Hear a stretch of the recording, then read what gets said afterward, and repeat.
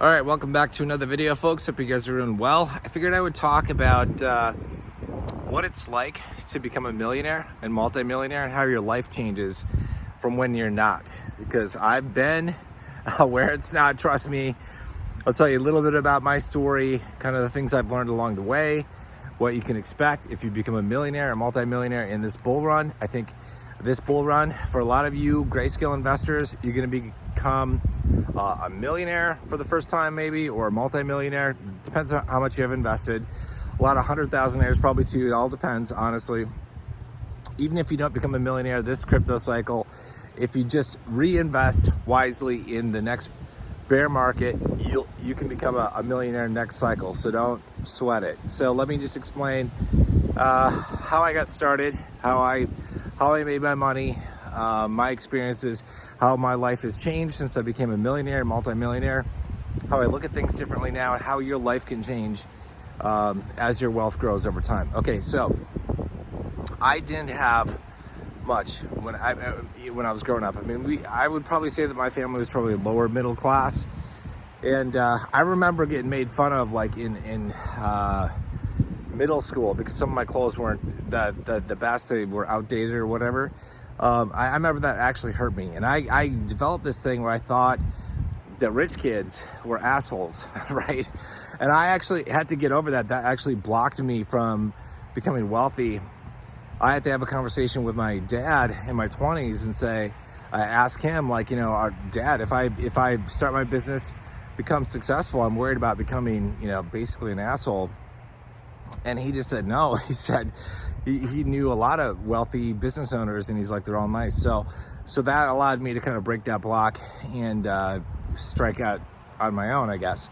So anyway, so I've been, I didn't have shit for money in college. Like, I was donating plasma, for the basics of life. And back then, a lot of it was like beer money and all that kind of stuff, but just like survival stuff. I was donating plasma, I had jobs, all that kind of stuff. Didn't have a whole lot of money. I was deep in credit card debt by the time I got out of college, and student loan debt. It took me a number of years to pay that off. And then I eventually created a project. I gave it away for free. Started to make, after like 2 years, started to make some website advertising money off of it that helped me to pay off my credit card debt and student loans, and then build up like $10,000 to $15,000 in savings, quit my job so I could start branching out on my own and doing my own thing. Now, for a number of years, I didn't bring in much money other than enough to support myself, basically just a single dude, in an apartment, 1-bedroom apartment, doing my thing, and I was happy. And it wasn't until 2010 that I started a full-fledged business with a couple people that I hired, and started to actually make some real money. And it was after about 3 years of business operations that I became a millionaire. I actually had, after taxes, in my bank account, $1 million. And that was like tremendous. That was like unbelievable. I had never had access to that kind of money in my life before, ever. And, through future years of operating the business, I became a multimillionaire. Then I think I lost basically all of it when I went through a divorce between the years of 2015 and 2018. It was a really contentious divorce. Had to restart, right, and rebuild my wealth, and got up to a couple million, made some money with crypto investments through grayscale during the last bull cycle. And then, it's like, obviously I've got my business still with business profits that I've, dumped into grayscale, which I think are really wise investments. So I've now breached the Decamillionaire, state where it's 10 million or more. I'm probably going to very soon hit the Centimillionaire, at least in my brokerage account, prior to taxes. And so that's cool. I've never been there before, so that'll be kind of cool. But here's how my life has changed. Like when I started my business and I started to make some money, the first year of operation, I think our gross revenue was just shy of $1 million. And that signaled to me that we were going to make it. And the after-tax business profits were probably like in the maybe $300,000 range. I did one nice thing for myself that year. One nice thing. I bought myself a new car. And it wasn't a new car. It was a new used car. All right, I bought a used Jeep. The vehicle I had was not in very good shape. I'd always wanted a Jeep. but I bought a used Jeep for $10,000 or like $11,000, something like that. And I drove that actually for a number of years. But that's the one nice thing I did for me.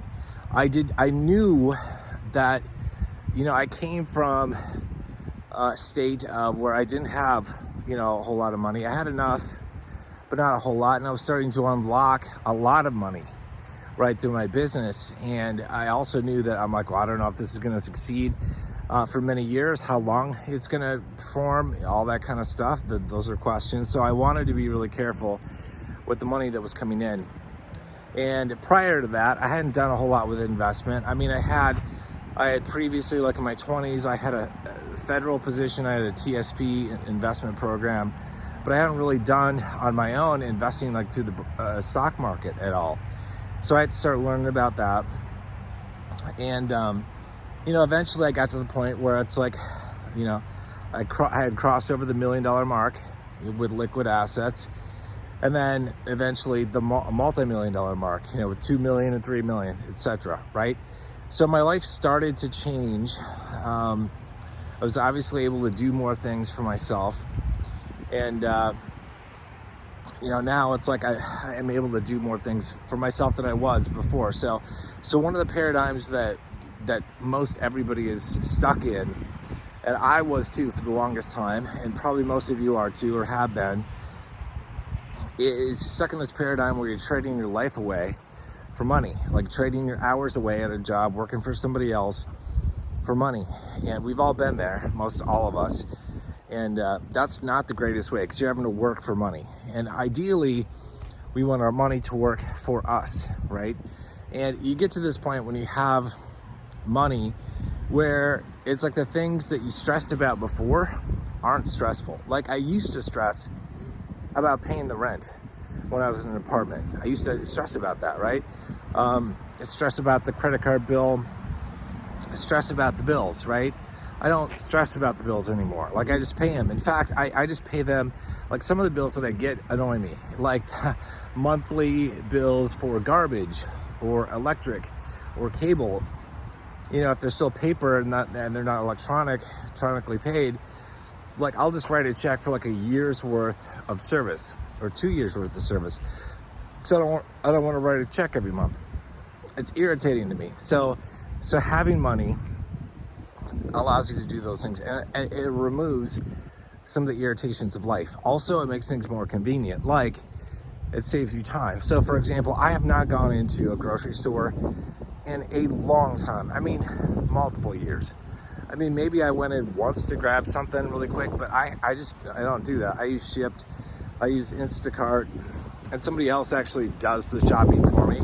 Sorry about the wind, it's really windy. I'm sure it's very muffled. But by doing that, so I'm able to trade money for time, right?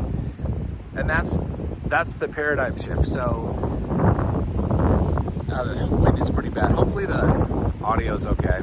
I apologize for this. It's really, I know it's gonna mess with the audio. Anyway, so normally we are, you know, when we work a job or we own a business, we are trading our time for money, right? And when you have money, more money that's disposable to spend, you trade your money for time. So for example, I used to mow the lawn at my place, right? My place in Wisconsin took me 8 hours a week to mow that place. I do not mow it anymore.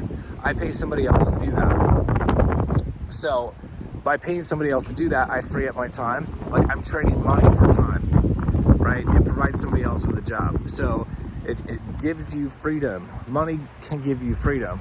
Freedom to not have to do the things that you don't want to do. Like if I really loved mowing the lawn, which I enjoyed every once in a while, I just don't want to do it every freaking week. I could, right? But I don't want to have to do that. And so when you have money, it's like you can hire somebody else to do that. You don't have to do that. You can hire somebody to clean your house. You can hire somebody to do whatever.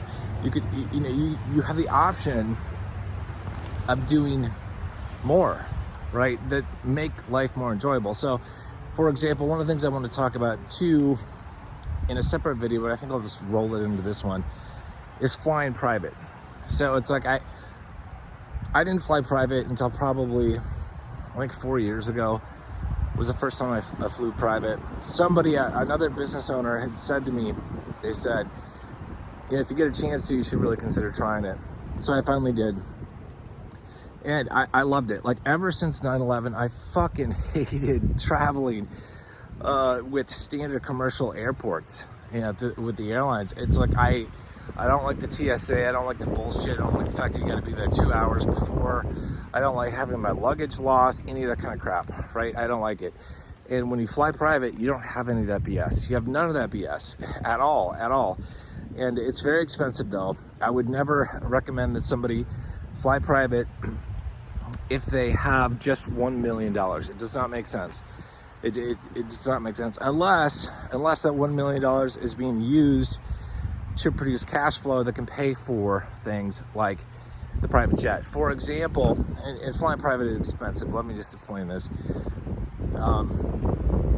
So a lot of people wonder what it costs. Well, your biggest component of flying private is jet fuel, and that equates to basically how many hours you're flying. So if you want to fly basically one of the smaller light jets out there that you can charter, which is a Phenom, it'll cost you about $10,000 an hour.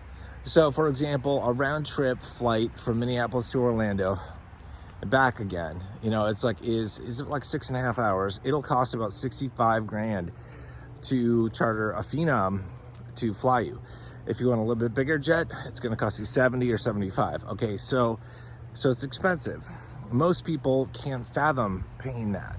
But if you have the money to do it, well, then you can. If your investments pay for it, it can. So this is like the beauty of investing, especially when you take the profits from grayscale profits, for example, and put a lot of those into, for example, high yield dividend ETFs like FEPI or others that can generate cash flow for you. Well, your investments, the cash flow from your investments can pay for your lifestyle, right? They can pay your mortgage, they can pay your utility bills, they can pay your car loan, they can pay if you want to fly private.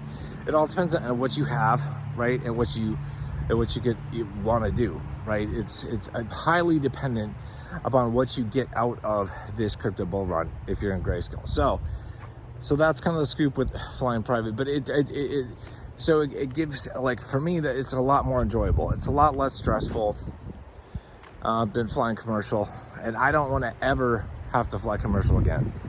If I want to go to Europe again, it's like I will probably fly private, and it will be expensive as hell. But I don't want to fly commercial. I just hate the airports. I hate customs. I hate the TSA. By the way, here's how customs works. I went to Jamaica actually on a charter flight to Jamaica. Here's how customs works when you enter or leave a foreign country. Okay, so normally when you're on a commercial jet, and you land, like say in Europe or in Jamaica or wherever, you got to go through the customs hall, and there are lines and a bunch of bullshit, right? Okay, so it's different if you've got money to hire a private jet. What happens is you land in your private jet, and a customs official comes on board the plane and is like, welcome to Jamaica. Can I see your passports? Okay, checks them, boom, done. Welcome to Jamaica. That's it. Same thing when you return to the US. You don't go through a customs hall, no bullshit, right? You land, the pilot says, hold on just a minute, the customs official is coming out. Some guy comes out, right? Welcome back to the US, just checks your passports. All right, you're good to go. You're not considered a threat to this country or any other country if you have money, if you fly private. And that's the sad reality. That is the sad reality. People can criticize it all they want, but that is the reality of what it's like to fly private. That's why I never want to fly commercial again, ever in my life. So anyway, so you can do more things. Again, like, so if you have $1 million and only one after this bull run, I would urge you to be careful about what you do with it, because you want to use that $1 million to enjoy life, do good things for yourself and your family, etc. But you want to use that 1 million to catapult yourself to greater success in the next bull run. Imagine if you had that $1 million to invest back into Grayscale Trust next cycle, and you could do a 10 or a 20x or better with that 1 million. What that 1 million could turn into, like, let's just say it turns into, like, after taxes turns into 10 million, right? It should be easy to do next cycle, I think, if you had 1 million to put in. Well, now look at what you've got. Now if you got 10 million to work with, look at what you could do. Look at how many millions, for example, you could put into high yield dividend ETFs that could generate a ton of cash for you, that could support your lifestyle. And it's actually much more, to me, it makes much more financial sense to have, for example, your income, your passive income from dividend ETFs pay for your lifestyle than to just pay for them with cash and basically erode the capital value of your brokerage account. Okay, so, but to each his own. And I've said this before, I like this. I like being debt free. Like, yeah, I could use dividends to pay off a mortgage, but I just don't like having to answer to anybody else. I don't like being somebody else's bitch. And that's what you are when you owe somebody money. You are somebody else's bitch. And I don't like that. I don't like it. It's not for me. That's why it's like when I buy a vehicle, I pay for cash. And this is like so for me now, I'm really fortunate. It's weird. Like, I could go out and I could buy pretty much any car that I wanted and just pay for it in cash. You know, and I could. Like 2 years ago, I went through like a midlife crisis, and I was like, okay, well, I need to get some sporty cars. So I got 2 Porsches. I had 2 Jeeps at the time, but I also bought 2 additional Jeeps. So I had 6 vehicles, 4 Jeeps and 2 Porsches. And I had a Porsche 911S. That was really fun. That was a supercar. But after like a year and a half, I got sick of them. I was like stressing about having to maintain all these things and like something going wrong with all 6 of these vehicles. So I just I got rid of them, and I just have 2 Jeeps now. But that's what you can do. Like, you have the ability to do that. And just like when you walk in to a place and it's like, I want to buy a vehicle today, I want to buy this, and you just write them a check like that, it feels really good. And you're not having to finance anything. Not that there's inherently anything wrong with financing a vehicle or anything. I just don't like it because I don't want to have to write the check every month to pay the loan, and I don't like being somebody else's bitch, like I said.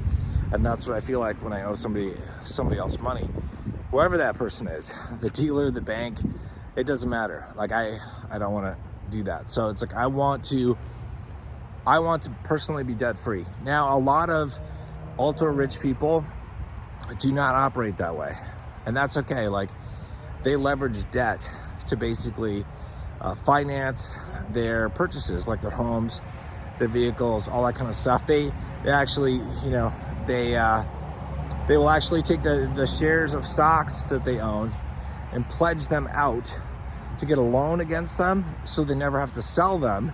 They never incur capital gains taxes. They just take a loan against the shares that they have. I don't know that I'll ever do that. It makes sense, you know, from a tax perspective, if they don't eventually shut it down, which they might eventually shut it down. But if they don't, that's one thing that you could look into as you get wealthier. But something to think about. Put that aside for the future, and talk to somebody when the time is right, when you get there. But your life can change in a big way. You become far less stressed about money. I used to be stressed about, like, okay, well, am I going to be able to pay the rent, buy groceries, pay the utilities, all that kind of stuff? What if something goes wrong with the car? You know, this is when I was single. It was just me. I was running my own business, but I was barely making it. I had to operate at very tight margins, right? And I was just getting by. And now it's very different. You can just do things to a much greater scale, much easier when you have money. But like I've said in previous videos, it is very important. I just want to stress this because I know there are a lot of people that are going to get access to a lot of money they've never had access to before, is that you have to protect your capital. Yes, enjoy yourself. Yes, do nice things for yourself, your family.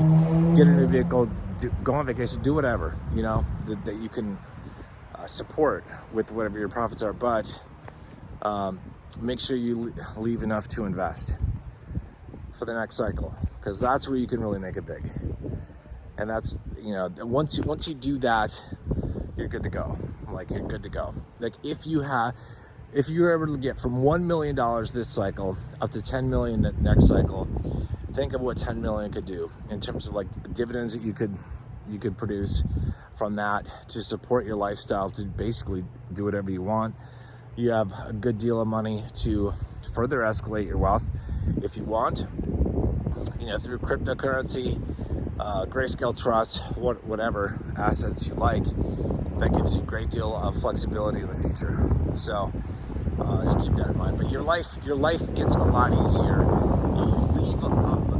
You leave behind a lot of the bullshit worries about money. Like, I don't even think, like, if I need or want something, like the basics of life and beyond from Amazon, I just go and place an order. I don't even give a shit like what my credit card balance is, because it just gets paid off automatically every month. And I used to. I came from, like, coming out of my, you know, my mid-20s, I had 20 grand in credit card debt. That was like 20% APR. It was killing me, right? And now it's just like, I don't give a shit. Like, it just gets paid off. It gets paid off every month. I don't even care. It's like, I don't even care. So I don't worry about that stuff anymore. And this is where you can get to where all the things that you've stressed about in regards to money in the past, it just goes away. And all of a sudden you start to see money as being something that's more fun, that it is a facilitator to life. And when we come from a place, I think, of like a great level of like insecurity, fear, and anger in relation to money, like not having enough money or being pissed off that we can't pay a bill, or that it's so high, or that whatever. There's anger, there's frustration, there's the negative side of money. When you leave that behind and escape that, you see it as something that's really good, that's powerful, and that just gives you a lot of freedom. Like I said, the paradigm switches. Like, you know, we've all been, you know, at a place where it's like we've been trading our time away for money, working on an hourly basis, or for a salary, or even if you started your own business, you're still having to put in hours, right? You're able to hopefully make more money starting a business than working for somebody else, but still, it's still tied to that hour to dollar framework. You're trading your life away for money. And when you get enough money, if you use it wisely, you invest it wisely, you deploy it wisely, you're able to start using it the opposite way, where you can use your money to buy time, right? You don't have to clean the house yourself. You don't have to do the grocery shopping yourself. You don't have to mow the lawn yourself. You don't have to fly, you know, with everybody else in the airport on a commercial airline. You don't have to do those things. You buy yourself time and freedom and more enjoyment, right? It's a hell of a lot more enjoyable to fly private than it is to fly commercially. I do miss the stores inside the airport though. I miss that. That's the only thing I really miss. But everything else, I prefer to fly private. But everything in your life gets easier. You want a new vehicle? It's easy. Like, picture yourself having $10 million. Are you really gonna sweat it? Like, if you're like say you've got $5 million invested and you're bringing in like 20% per year in dividends, you know, $1 million per year, are you really gonna sweat buying a new vehicle that costs 100 grand or even 120 grand every 2 or 3 years? No. Your life gets so much better, and you're not gonna sweat your cable bill, you're not gonna sweat your credit card bill or the grocery bill or any of that bullshit that plagues a lot of people. And it plagues a lot of people. A lot of people are depressed about it because they have low paying jobs. They haven't learned about saving and investing. They haven't done that work, you know, so that they haven't been able to escape the matrix. They're probably not going to be able to unless you change something in their life. But that's what pisses me off about the educational system. The whole freaking system is rigged against people because it teaches everybody to go to school, get good grades, get a job so you can go work for somebody else. It doesn't teach about entrepreneurship. It doesn't teach about money, finance, investing. It doesn't teach about any of that stuff. So people don't know what the hell to do with their money if they have it. They don't know how to get a better job, how to make themselves more marketable. They don't know how to start a business. They don't know how to invest, you know, and it's like I can't get ahead. So count yourself very fortunate that you're, in my opinion, a wise investor, and you've gotten into a good asset class to invest in. I think we're gonna have a phenomenal bull run, and I hope you guys make mad money. And like I said, like there will be obviously a lot of you probably watching this video, like you might not become millionaires, you know, after this cycle. You might end up with 50 grand or 100 grand or 300 grand or whatever it is after taxes. All depends on what you put in, but don't sweat it. If you are wise with your money, like I said, you can put it into the next bull run and become a millionaire and beyond. It's not that difficult. It's going to be pretty easy to do. I'm pretty sure that we're going to have at least several of the grayscale trusts available to us. Maybe not all of them, we'll see. But at least Bitcoin ETFs will be there too, and crypto-related stocks like Coinbase, MicroStrategy, and the miners can allow us to make a ton of money in the next bull run, you know, as well as this bull run. So it's all good. But that's kind of it. Just like some stuff I wanted to share that I figured people were probably thinking about, or you should start to think about, like picture your life with money, because a lot, you know, most people don't come from money. You know, you don't have a wealthy family. You didn't inherit a bunch of money. You've had to do life on your own and figure things out with your career, your business, your investing, all that kind of stuff. And I just wanted to share this because, like, you're like, hopefully there's something that's motivational, because it's like I want to inspire people to be able to do more. And it's like one of the best things about me flying private, it was expensive shit the first time I flew. I'm like, oh my god, this is 65 grand. Or maybe it was a little bit more, because I think I went to Jamaica for my first flight that I took. They flew private. But I'll tell you what, doing that inspired me to become a better investor. And it's that kind of stuff, when you start to have a taste of a better life and better opportunities, when you start to see what's possible, man, that inspires the hell out of you to make as much money as you possibly can. Make bank, you know, as much as you can, because there's no guarantees, like for the next crypto cycle or beyond, like what we're going to be able to get for returns. Or like I said, what if the government decides to like ban something? I don't know. I hope they don't. I don't think they will, but just in case, like, that's why you got to make this cycle. You got to make the most of it. That's what I would say. All right, that's it for this video. If you guys have questions, comments, post them down below in a comment on YouTube here. Otherwise, join Discord. Use the link in the pinned comment below to get there and post something in the video suggestions channel. I will see you guys soon in another video. Until then, you guys take care.